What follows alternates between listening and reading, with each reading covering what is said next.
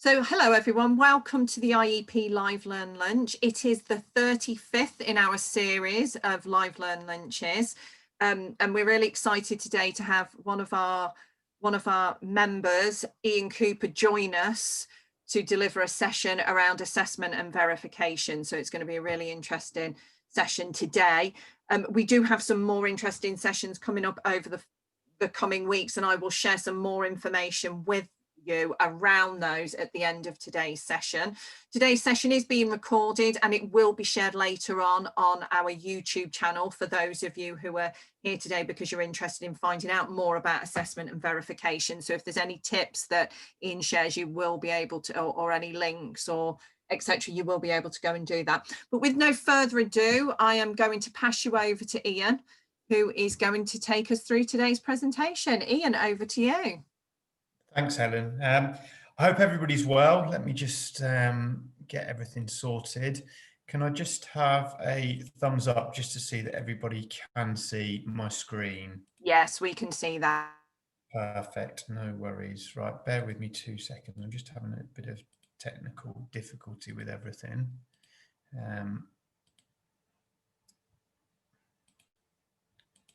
For some reason, I've just been logged out. No. Don't worry. I can't see anything on the chat from my end, Helen, so you may have to facilitate for me if that's all right. Absolutely fine, my pleasure. Okay, no worries. Well, I will try not to take up your entire lunch hour, and I hope it doesn't last too long. But what I'm going to do, I just really wanted to go through assessment and verification today, and I'm very deliberate in most things that I do. So I've jazzed up my PowerPoint, number one, to keep you entertained if I go off on a tangent, but also to send the message and to sow the seed that assessment and verification, if done well, are actually really good fun. Regardless of whether you're working with younger students or adults, if they're done well, they're really a tool to help develop real lifelong learning and develop those softer skills that students, that adults, that anybody that you're delivering a qualification to will need in really every facet of their life. So just moving on to slide 2. The first thing I wanted to do is look at 3 main words. I've gone off the Ofsted's 3 I's, and I've really created my own 3 I's with regards to assessment and verification. So our first job as tutors, as lead IVs, as assessors, as external verifiers is to inform. And we do that through clarity, consistency, and reinforcement of information. Now, this will be a message that is sown throughout the presentation because I think that's so important. So the first one for me is inform. And then the second thing is what we need to do. We need to ignite. We need to light that spark which really secures and brings back students' academic confidence that may have been lost. For those of you that haven't been on any of my live lunches before, my education previous was not great. So my spark, especially at A-levels, I did 4 A-levels and got 2 Ds and 2 U's.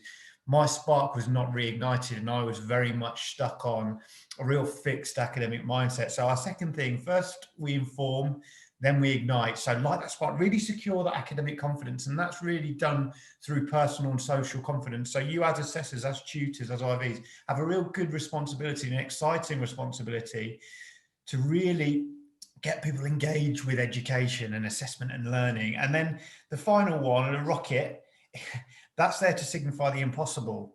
So not the impossible in our eyes, but the impossible in the student's eyes, a student who once saw themselves as academically silly or stupid or couldn't do something, lighting that spark to see that they can break that glass ceiling. And those glass ceilings, as I'm sure we all know, are predominantly self-imposed through bad experiences at school, at home, wherever, and that's really brought on that fixed mindset, and it's breaking that glass ceiling to show that anyone can do anything they put their mind to as long as they do it consistently. So the first thing I want you to do, I'm going to keep this quite interactive because although I love a chat, I'm well aware that I want to keep this very interactive if it's on assessment. So what I want you to do, and just put this on the chat, is what are the stigmas and stereotypes you get around education and assignments? So if I could just open up the group chat, Helen, you might have to facilitate for me on this. Yeah, that's fine. I'm here. That's an interesting question, isn't it? Right, we'll just give everyone a moment to type. So this can be for you or your students. Yeah, so Val says, I'm too old to learn anything new is one that she gets. Yeah. It's an interesting one, isn't it? I hope that's not true. Getting a bit older myself now. Okay.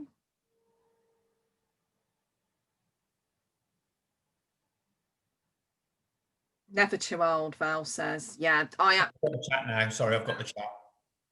Yeah, absolutely agree with that. We're never too old, but often we feel we are, don't we? So Louise has said it's been a long time since being in a formal education setting. That can be a real challenge for people. Absolutely. Absolutely. I remember going back to do, so I did my PGC at 20, 25, 26. I think that's a really good point from Emma as well, about not fitting in. And I was really nervous, especially going back to do my PGCE kind of 6 years after uni. Yeah, that's Jennifer. That's a really good one, and that's a real key theme, especially with students that they've not done well at school, so they really judge their academic achievements on 5 years of their life, and that is down to that's obviously down to responsibility of the student. That's also down to the setting that comes with it, but that's also down to the teachers. And unfortunately for me, and I like to be a little bit controversial, teachers teaching get a protective halo, I call it, around it. Now, with every industry, you're going to get good and bad people. Unfortunately, there are some teachers and assessors that don't really care about the students' needs and that hate teaching. For me, I find that absurd that people are still in that profession. And that's something that we really, when we get these students, no matter what age they are, is we break these stigma that I think they're really important. You've got that age is a really interesting stigma. But the one thing about age is it's really interesting that physically, we don't have a stigma necessarily around getting fit, do we? So we don't have if we want to get fit, we've got so many options. We can walk, we can hike, we can swim, we can go and do classes, we can do Zumba, we can do hockey, we can do football, we can do rugby. But when it comes to mentally, it's really interesting that we have a stigma around that the brain isn't malleable. And I think as educators and assessors, we have that responsibility to work with that. And I love those. Those are the type of things I'm looking for. So the second part of that, from those stigma, before I put these up, I wanted to I love this Einstein quote, and you've probably all seen it before, but I think this is where our education system, especially from 11 to 16, is stuck. And especially where I became stuck in my education system, we are judged absolutely on lots of written exercises, lots of exams. So we are judging all our students. So we are judging 100% of our students on their ability to take exams and do coursework, which is predominantly written, which for me is utterly absurd. It's utterly absurd. And what that does to students, whether they're young and old, those scars run deep. If you don't have a bad experience at school and that's not met and that's not talked about, they will continue and those mindsets will get deeper. Those neural pathways will kind of really get set in. It's like walking along a road or pushing something down. The flatter it goes, the more kind of condensed it becomes, the harder it is to get out. So that's a really good quote for me. And I think it's such a simple quote, but so interesting that in fact in the UK school system, we judge far too much on our assessment in terms of written exercises. So in terms of stigma and stereotypes, I'm trying to make it as logical as I can. So just going off a few of your points, school sometimes gives us a negative stereotype, especially around written exercises and being a visual learner, Emma, as you've put. Jennifer, your comment about learners you've been made to come in, I've had that before, and they've already got that negative stigma around things. So what does that lead to? School leads to, exams. I've got a really negative experience of exams. And that's not all students. I'm not painting all students or tarnishing all students with the same brush, but students come to you and say, school didn't like exams. Okay, what about assignments? They were written work. Written work was boring. I hated it. I couldn't do it. And if you can't do something and you're forced to do it continually, or you think you can't do it, that's going to reinforce that negative thought pattern. So from that, where do you get to? It's boring, no motivation. If something's boring, why should you do it? From no motivation, there's no desire.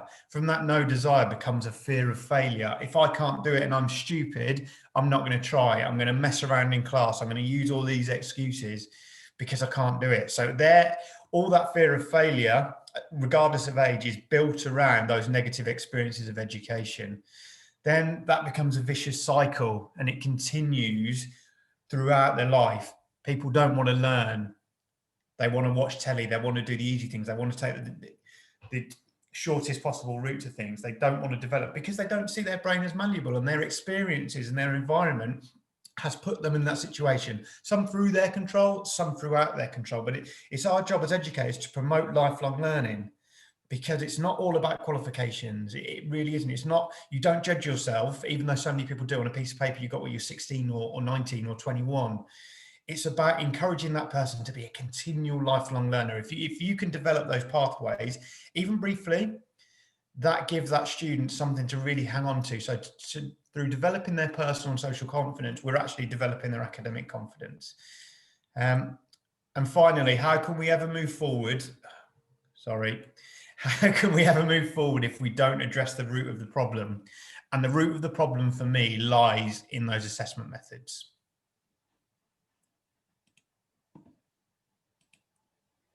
So, assessment methods. This is my approach, and I'm never going to say it's a perfect approach. This is the approach that works best for me. So when assessing, I think it's really important to have that variety and have that real strong understanding. So again, this works on my very simple, logical male brain. I'm not saying it's the be all and end all. I'm saying it's the approach that works for me. And if you want to take one or two things from this that helps you, well, look, this presentation has absolutely done its job. So the first thing we look at is specification. So do you, as assessors, or as managers, do you and do your tutors and do your students, so it's really a triangle of people there, really understand the specification. So what I mean by that is, do you know what must be included? Have you got an idea of exactly what needs to be included to achieve that grading criteria? When you are assessing, be it apprenticeships, be it employability qualifications, be it gym qualification, be it beauty, be it hairdressing, do you have an idea, and can you transmit to your students or staff exactly what needs to be included? Because if you can't do that, you're going to have a real problem from the start. So do you understand that specification to its simplest possible degree, and can you break that down to show it really simply? And then the second part is key verb differentiation. Do you and do your students, or do you as a manager, can you cascade that down? Do you know the difference between a describe, an explain, and evaluate? Just on that, one thing we are looking for: describe, explain, and evaluate. Just because they're written like that, and it may be structured as a report, does not mean at any point that they need to be a written assignment. So if anything, and this revolves through any qualifications, and this is what's really important to have that confidence within assessment and verification. If you are describing, it does not mean it has to be written down. Well, again, a point I brought up earlier is we always look for the shortest path. If it's easy to put everything as assignments, it really is, but it becomes boring, it becomes tedious, it's boring for the tutor, it's boring for the student. Describe and explain, evaluate are really real examples of key verbs that can be utilized in lots of different scenarios. So again, it's going back to really working on lots of key skills. So in presentations, in terms of verbal recordings, in terms of video recordings, in terms of podcasts, in terms of vodcasts, in terms of presentation, you've got real freedom to do what you want. Yes, of course, you need to include what's in the specification, but those key verbs really give you that individuality to go and have a little bit of fun with it. As long as you are meeting the criteria, it doesn't matter. It really doesn't matter, unless explicitly said, what you use in order to get that. So a real good point from Emma about lots of written exercises when they're a visual learner. Okay, let's limit that excuse. Give them options to try and do something new, because these are all skills when they get into full-time employment, be it Burger King, which was my first job, to the CEO. You need to have those CEO of a major company. You need to have those skills. You need to be able to communicate visually, written. You need to have that ability to work with people, have professional discussions.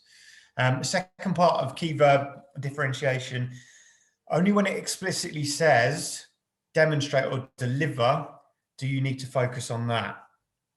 Okay, so that's a really, really important thing to realize.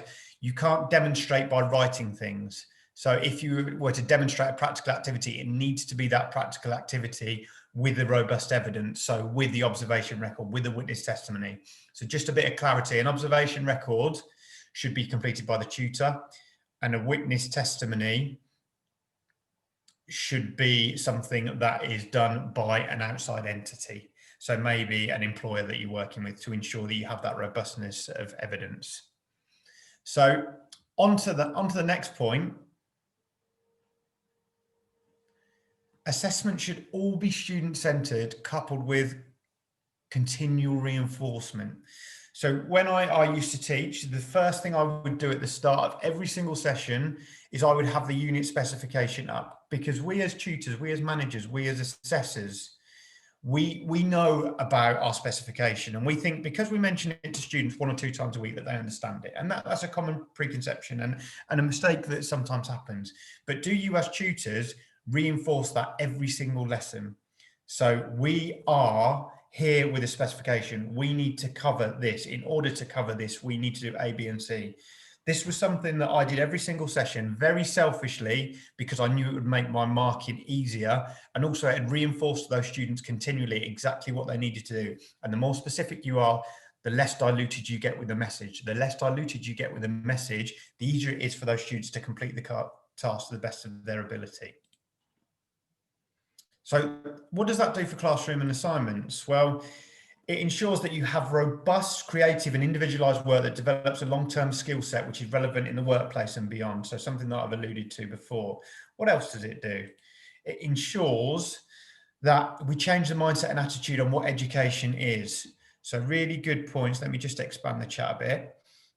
So really good points about not fitting in, about being a long time since being in a formal education. It's about changing those attitudes to what education is and what learning is. Some of those attitudes are deeply ingrained, but if you can show that you have varied, you have fun, you have engaging assessment methods, and you engage those students, they're going to slowly but surely change their attitudes. And also coupled with that, it's making sure that they are contextualized and how it will benefit the students, how it will benefit your staff, to really ensure they have a real wide ranging, fun, I would honestly say fun and varied assessment methods in there.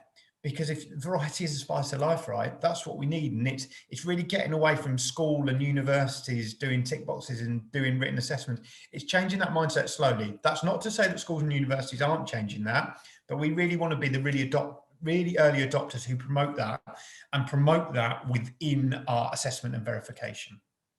And the final bit we're talking about is Pareto's principle. So Pareto's principle is 20% of your efforts will give you 80% of the results. So these are your 20% here. So your first 4 key bullet points, they will give you 80% of your results. So for me, it's not about really changing the wheel here. People are doing lots and lots that are brilliant, but it's ensuring in order to be extraordinary, we need to do the ordinary consistently. And I think that's a really important message. It's not about increasing your workload. In fact, it's probably about decreasing your workload, but actually looking at things and reviewing things to ensure that your 20% that you spend on assessment will be your 80% in your classroom, outside your classroom, in terms of the assignment. So making sure that you are consistent with what you do. So you are consistent with that specification. You are consistent with your differentiation of what those key verbs mean. You're ensuring that you're reinforcing, and that you're ensuring that you're really honest about how the students can get where they need to go and how they can do it simply. Okay. Any questions on assessment methods?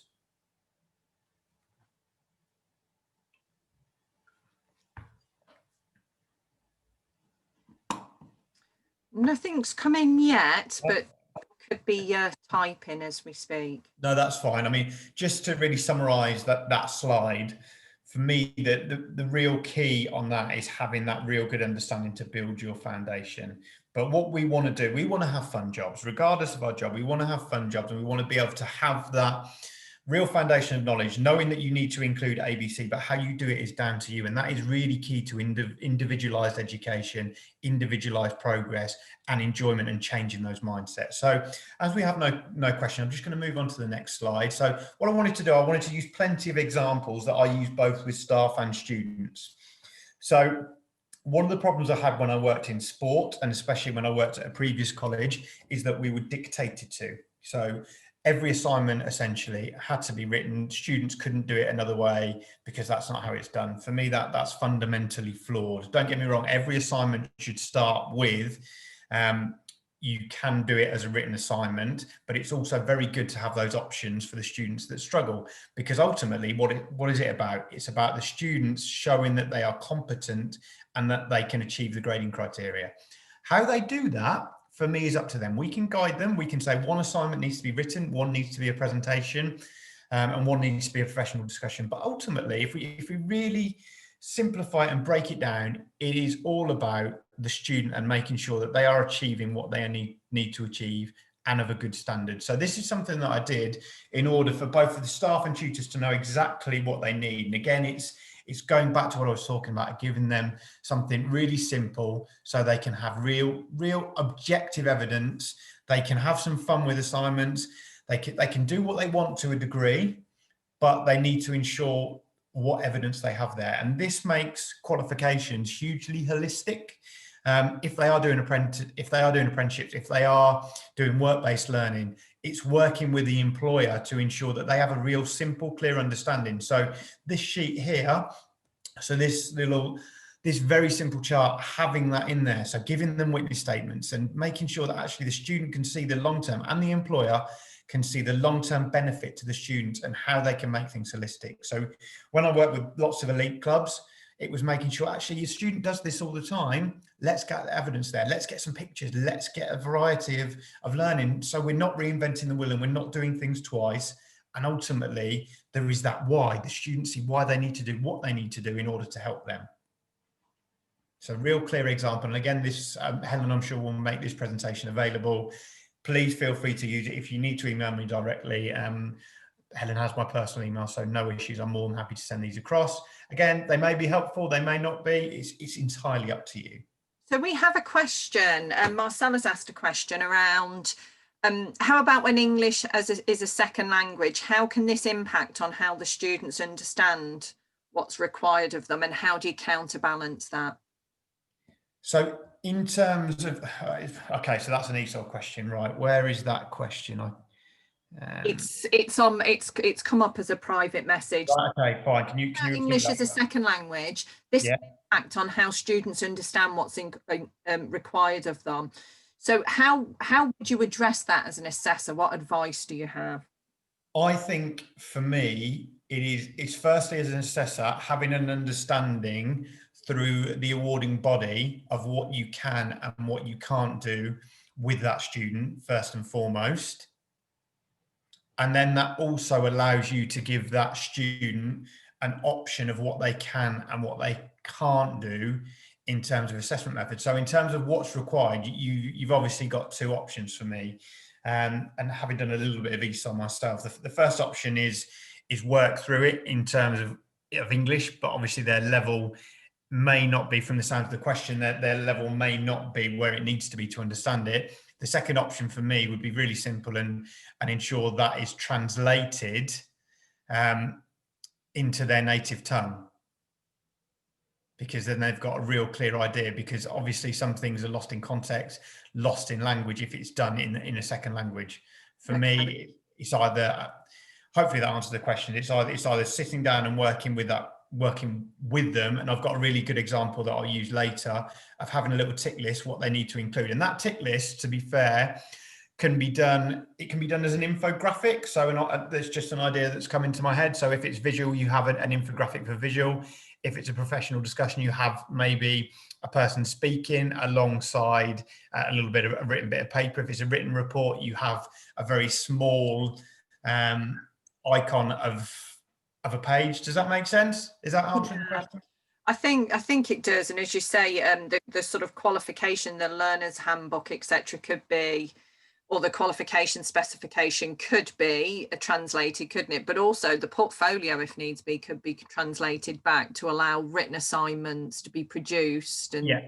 So yeah, my first bit would be ensure that you have a real clear understanding of what you can, or not what you can and can't, of exactly what needs to be included for the student. Yes. Second, look at getting it translated, and if that isn't working, look at really simplifying it into infographics, because that transcends language. Excellent, thank you. Jennifer loves the table and thinks it's a brilliant idea, so we have that feedback there. And I guess thinking about some of this stuff here is sort of looking at the variety, and we're sort of talking about consistency. And it's that balance, isn't it, that making sure we have, although we're using a variety of methods, the assessment is still consistent and absolutely. And we want to make it robust. And ultimately the idea is, and thank you, Jennifer, by the way, the only reason that's there is that I've got a very simple brain, so I like things in boxes. But ultimately what this should do, it should provide a platform to have more robust evidence, because if you can do this and you can show your staff and learners what they need to include and they enjoy it, they're going to produce a better quality of work. Because for me, students don't fail because they don't understand it. They fail because they're either not engaged in the assessment method or have not had the assignment or the task explained clearly enough and consistently enough. Some might be absolute. You're always going to get some that are really going to struggle regardless of who the teacher is. But yeah, my opinion. Okay.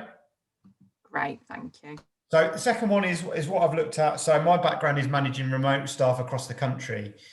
So for me, again, please feel free to steal as much as you want.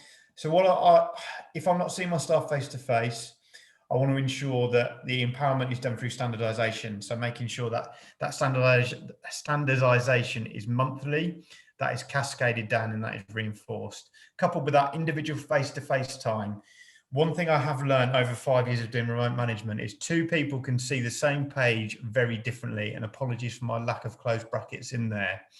So it's ensuring that you can look at yourself and think, actually, you know what, this is very clear. And if it isn't clear and someone picks something up, that's fine. It's about refining the process to help your staff. Regular touch points will reinforce that face-to-face, because again, it's about that reinforcement that you have for your students. If you don't reinforce it, people forget it. So it's when you're working with your staff, reinforcing. How are you getting on with the marking? Is there anything we can do to help? How are you finding your lessons for assessments? Are you using that little table I've just showed you? Are you using what's available? So those regular touch points allow that reinforcement face to face. So you have your written one-page policies. Now, I'm very much a believer in that anything that helps staff and students shouldn't be any more than one page, apart from obviously a student handbook, because the message just gets diluted and it just gets too fluffy. Keep it objective, keep it simple, keep it really easy to understand. Have you got something that's visual to go with your written policies? So it was picked up by a tutor of mine, Luke, in Ipswich. I thought I had a real simple one-page policy, but he didn't understand it because he was a visual learner, much like was mentioned earlier. So have you got your written, so especially in today's climate, have you got your written policy, and then have you recorded that, going through step by step what needed to be done? So you can do it visually by recorded or verbally recorded. So what you're doing then is you're supplementing your process with either visual or verbal cues. So you can do that on Skype. I'm sure you can do that on Zoom. You can do it on other software. Other software is available as well, but you can do that there. So you're doubling the chance that is sinking in for your staff and also for your students as well. And ensuring that your resource development, once everyone understands things and once people have that real clear understanding, give it to your staff, get them to produce resources. Because I'm under no illusions. I'm not the best teacher. I'm not the best manager. I need to get out my own way most of the time because I have people that can do things better than me. So for me, it's getting rid of my ego and thinking, you know what, go and enjoy it, have some empowerment, enjoy what you do.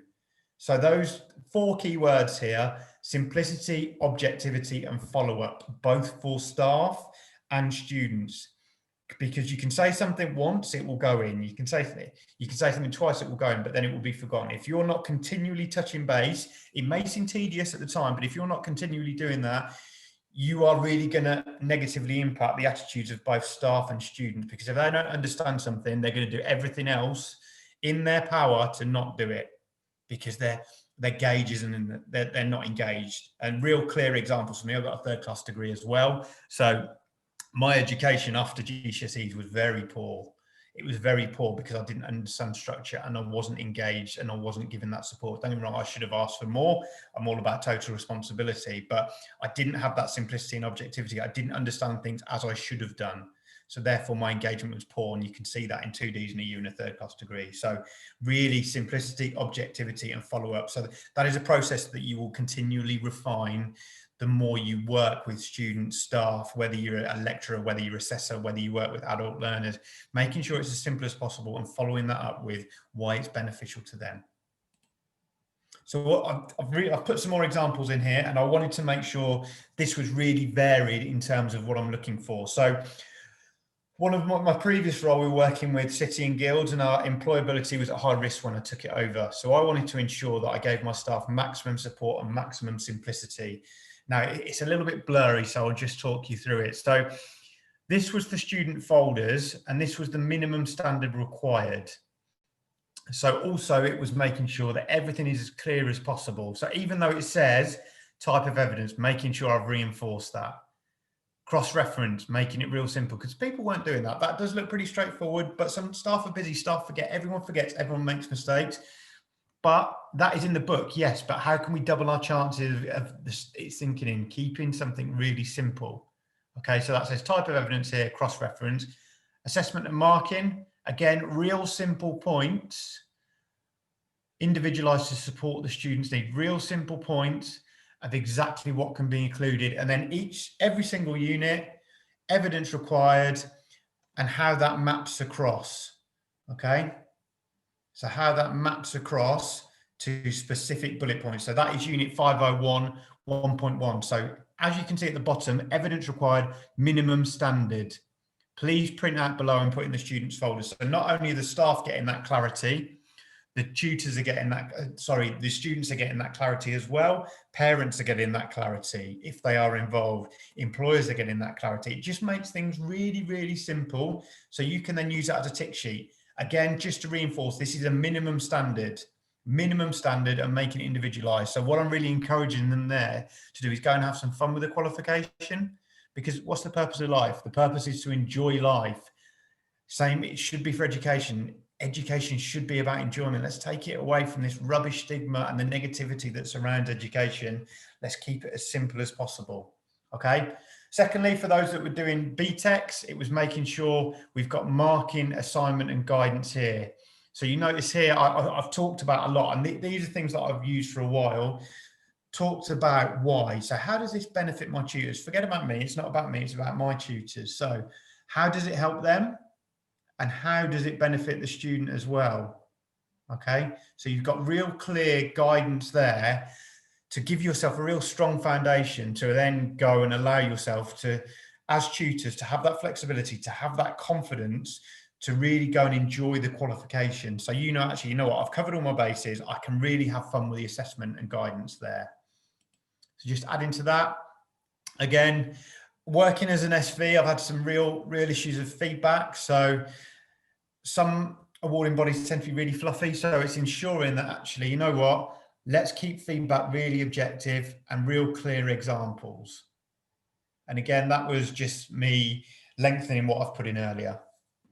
So talking about feedback here, and then comments here, keeping it positive, because everyone wants to say they're positive. I mean, my sport now is hockey, and the only reason I'm playing hockey is because I got that one positive comment from my PE teacher, Mr. Maybury, when I was in year 10 at school on the grass, and I can remember that vividly. That's the only reason I'm playing. You writing something positive in the students' work will mean the world to them. They may not read all the feedback, but if you write something positive in someone's work and you start with that, you have the power, and that's so exciting. You have the power to change your life. So real simple guidance and support for the staff. So real objective. So when you come to have that chat with them, you've got that real clarity, especially if you're IV in work, you've got real clarity to go back to them and support them with, and stuff to refer for. So not only are you supporting them through real clear cross-referencing material, you also saving yourself time, because instead of them constantly contacting you, they have that to refer to. So it allows real prioritization of tasks. Has anybody got any questions off the back of that?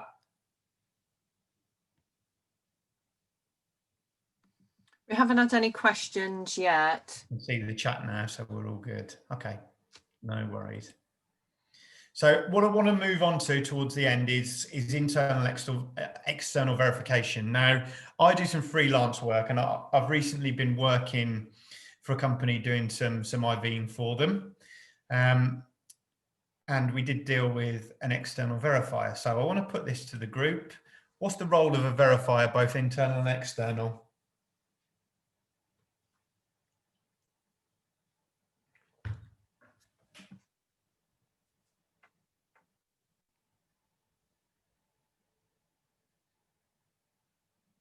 Well, I can feel lots of cogs spinning there. Yeah. It says to ensure quality. Perfect.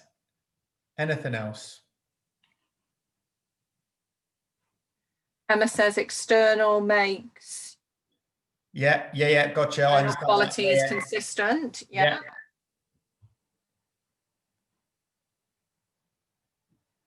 Putting them through their paces here.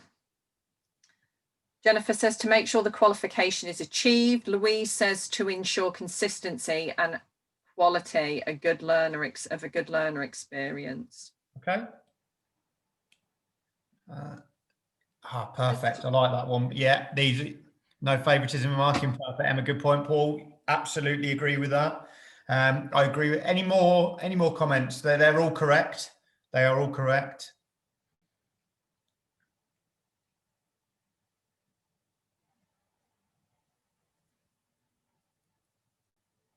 Okay, perfect. So the role of a verifier when it comes through, support and develop both students and staff. So I've tried to keep it as clear as possible. Now, this for me, sometimes the role of a verifier, both internally and externally, becomes polluted. And what I mean by that is people get a power trip and it becomes all about them. So I recently, and being kind of a contractor, I like the fact I can get to say what I want and be a little bit controversial, but without being controversial, we don't necessarily change things, and without thinking outside the box. So I'm not going to name them, but I recently worked with an external verifier who, in my opinion, their role was more about power than the students. So it was all about, we should do it this way and this is why. There was nothing with regards to the student experience or developing a staff. It was very much a ticking off, and it was, you haven't done this, you haven't done that. There was nothing in there to support and develop staff and students, and that is fundamentally wrong, and it's fundamentally flawed, because actually what they are trying to do as a verifier, both internal and external, is increase and develop that experience for students and staff. And as I'm bringing it up now, so obviously the opposite effect was done. There is nothing to be scared of an external verifier. And if there is, they are not, in my opinion, they are not doing their job correctly. Their job should be to help you. Their job is to make sure our qualifications, regardless of awarding body, whether it's City and Guilds, whether it's Active IQ, whether it's Cambridge Nationals, it is there to help develop the students and ensure that they are doing what they are doing well. It should never be to scare or intimidate. And that for me, sorry, I get really passionate about that. So just so you're aware, it's first and foremost support and develop students and staff and ensure the quality is there. Okay, so how do they do this? So I've got some really good points on there. They do it by ensuring that they are objective. There is no fluffiness in there, because with subjectivity, the message gets lost. It is simple. So I worked as a standards verifier. So essentially that meant I was given a caseload of colleges from around the country. I spent 14 minutes, I think it was, on the phone to a head of department, going through the changes to the BTEC. Spoke to them for 14 minutes, sent them one page. And my feedback was, Ian, that's brilliant. It's so simple. It's really clear. I've learned more from that conversation than I had in the last 3 years.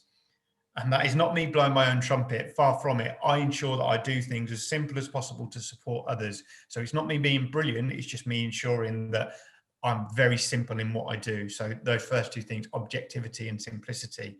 So going back to my previous point, in order to be extraordinary, you need to do the ordinary consistently. So don't be afraid of internal verification, external verification. Just really ensure that you're objective, you're simple, you're clear, you have real clear development points, and that your reporting is really concise. And also, to supplement that, provide one-page policies like we've previously looked at and procedures to really help and really develop staff, because your aim is to develop your staff and develop your students, right? We're all here because we want to see people develop. We want to see people, young, old, middle-aged, men, women, whatever their orientation, whatever their background. We're here because we passionately care about seeing people develop. And we have such a brilliant opportunity to do that. And external, internal verification is key to do that. It's not a stick to be hit with, far from it. It's a tool to help you have more fun, have more engagement, provide more evidence, provide better qualifications, and make sure you leave that student in a better place than you found them.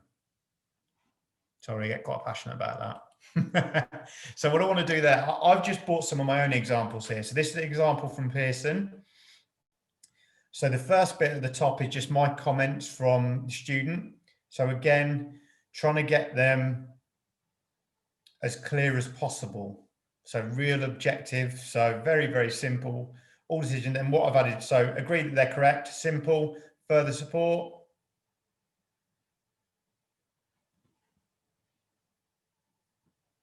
And again, for the students, you can see here,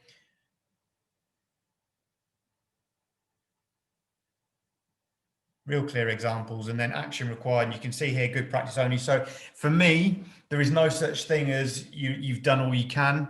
You should always have good practice for your staff, no matter how good they are. So you can see here, again, simple male brain, keeping things in boxes, focus on annotation to start with, feedback, real clear examples that's been both quoted and that the students can use.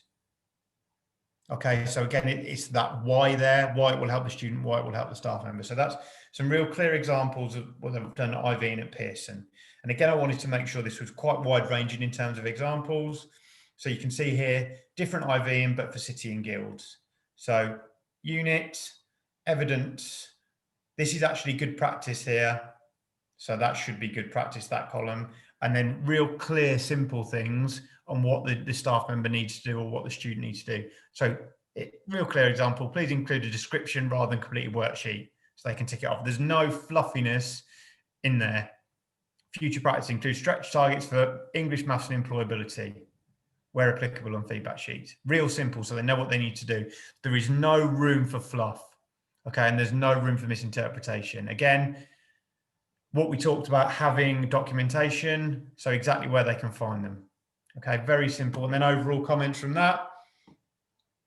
So this is a tutor, Lewis, that I work with.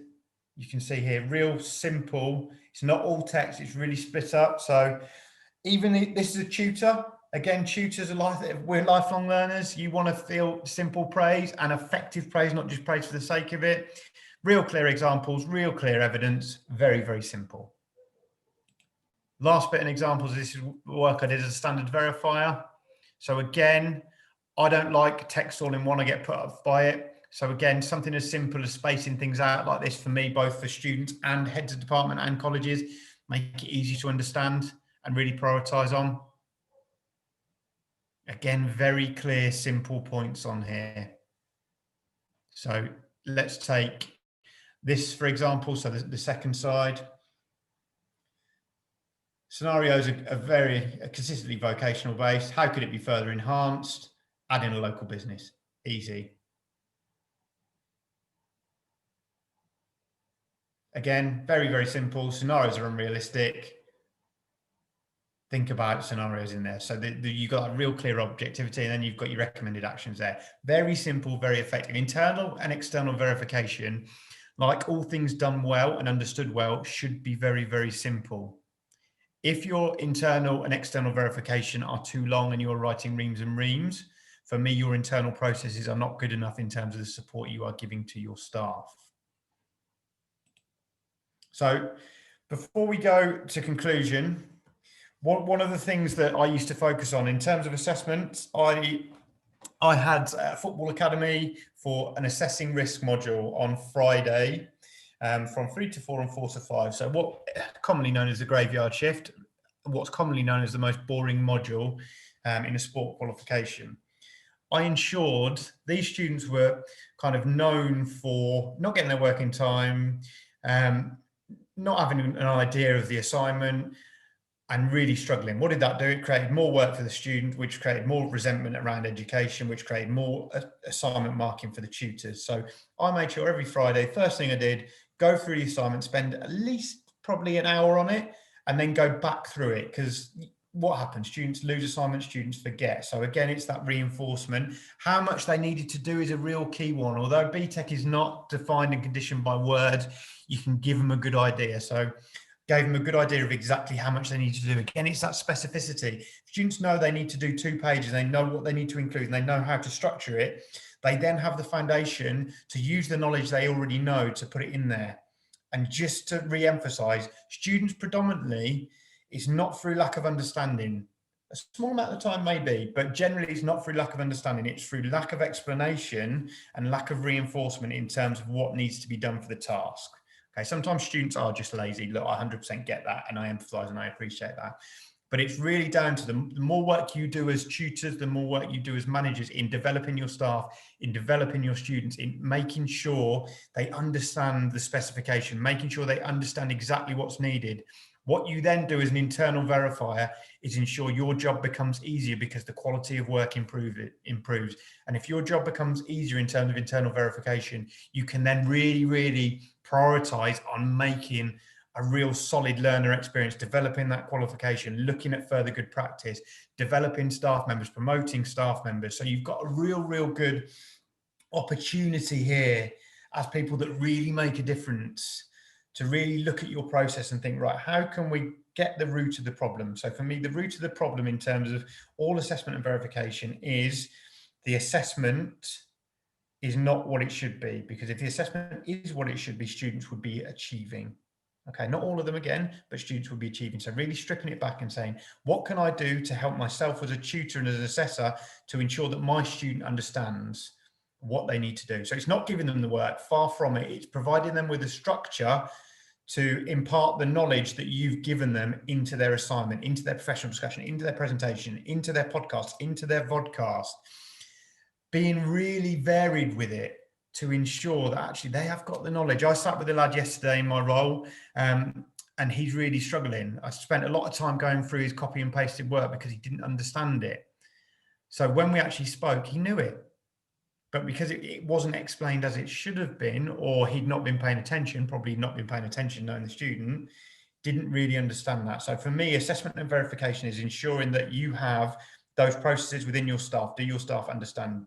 Do your students understand? Really reinforcing that. And the 3 things I'd like to put in conclusion is assessment verification done well increases the quality of learner work, decreases staff marking time, and develops key life skills for lifelong learning. That is really it from me in terms of assessment and verification. The last point I'm going to say is that assessment and verification is really exciting if done well and if done with passion and knowledge and real vigor, because what you do and how you act as assessors and tutors transmutes into the people you work with. Okay, and if you can show them that actually having a professional discussion can achieve them criteria, you're going to change what's called marginal gains. You're going to change that mindset a little bit. You might not change it all straight away. It's not about that. It's about doing the little things consistently. So when you get to those older learners who have, or those mature learners, sorry, that have those preconceptions, you're changing them bit by bit, always with the why. Why will this benefit you? How can you do it? You can do it. It's not all about written. And it's ensuring, in order to do that, you need to have that knowledge and you need to have that confidence to really go out there and empower yourself and empower your staff to have a lot of fun, because that's what education should be about. It's about inspiring, it's about developing that knowledge so that when your students and when your learners finish with you, they leave a better person in really all facets of their life just by doing the 1%ers. So that's me done. And I think that's my shortest one yet. Any questions? You've got some comments from Paul. One of the questions he's had has been, can you email us some of these examples as they are hard to read via a laptop? Yeah, no worries, Paul. What I'll do, I'll just ping in my email there. This is my personal email. So if anybody does want any of those, no, completely agree. I was kind of struggling to fit them on a page without blurring them. So yeah, apologies. Anything you want, I'm more than happy to send this along with everything I've used, and any advice you need, let me know. Yeah, no worries, no worries. He's also said, I think one of our key issues for an IQA is avoiding second assessing. A lot of our IQAs spend too long on the task. Can you give me a bit of context? So do they spend too long assessing the student's work or producing the report? What we could do is we could invite Paul to unmute and tell us that himself, couldn't we? Of course, now, just to be awkward, my device isn't allowing me to do that. Bear with me one moment. Sorry, I do get quite passionate about. That's fine. Yeah, Here we go. Yeah, I mean, I do the IQA, but also just as a manager, kind of manage the staff. And sometimes I feel that it's a mix of the sampling that I don't do it, particularly with apprentices. It's always an issue that they've got to look at every file, you know, every learner. And I mean, the feedback is really good, but I also think they spend too long looking at the actual assessment. Yeah, good question. That's what I mean, they do second assessing rather than giving support to the assessor. Yeah, so that what they're doing there is they're not looking at the root of the problem, are they? No.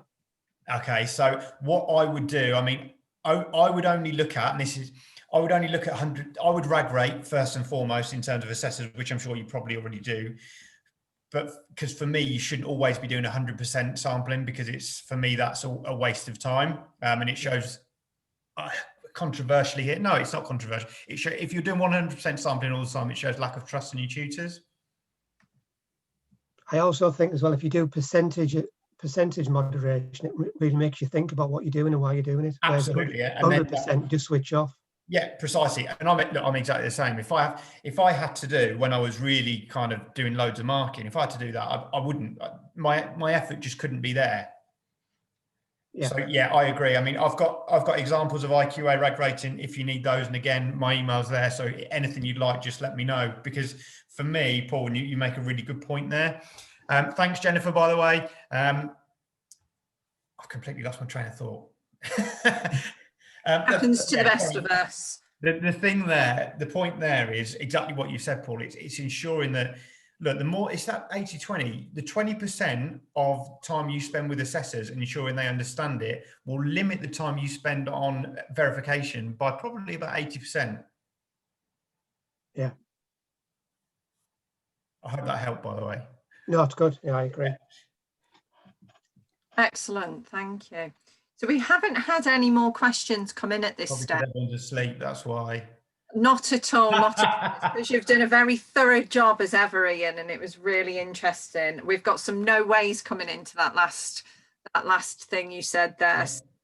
Yeah, thank you for that, Ian. And I think that's really interesting. And thanks again for offering to share those resources with the group. And if anyone does think of any questions afterwards that they'd like us to put to Ian, please do get in touch. And he's always happy to do follow-up after his sessions and answer the questions. So thank you very much for that, Ian. At the end of the hour anyway, so I was going to have to stop you and say that we need to finish and get everyone back to work. Thank you everybody that's attended today, and thank you for all the comments. We will aim to get this session uploaded by the end of the day today.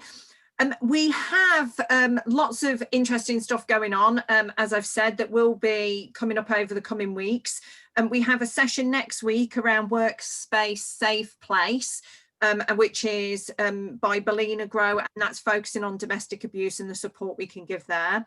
In 2 weeks' time, we have Whitecom, who are a corporate affiliate partner of IEP, coming on to talk to us about their app and how they can support us with stress and anxiety. There's also fitness features on the app.